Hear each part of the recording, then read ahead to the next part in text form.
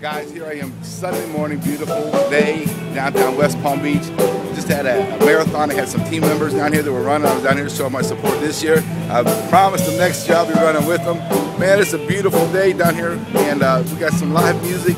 But you know what's mostly so special about this is I'm getting ready to leave from here, and I'm going to hustle up to church and spend my time with my praise and worship.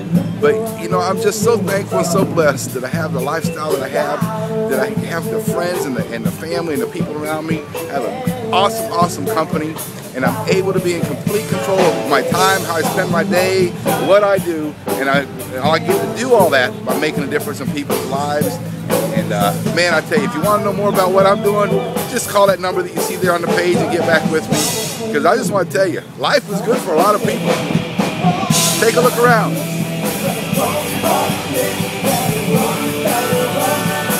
Take a look around. And you know what's really cool about this? Is there were a bunch of people before who gathered just in some prayer time before they ran. And these people, you know, they want more in life.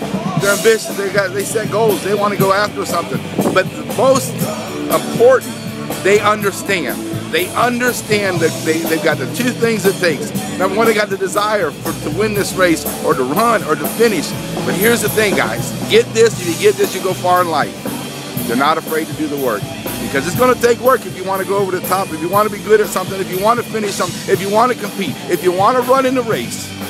Whether it's a race, a marathon, or if it's a race for your family, or if it's life, or whatever it is, it's going to take work. And it's going to take dedication. You're going to be committed. You're going to have to do it on a regular basis. You're going to constantly get better. You're going to hurt a little bit. You're going to stretch. But you know what? At the end of the day, you win. You're a victor. God loves you. I love you. God bless. Look forward to hearing from you. Call that number. That's my personal cell phone. We're going to get together. Ciao.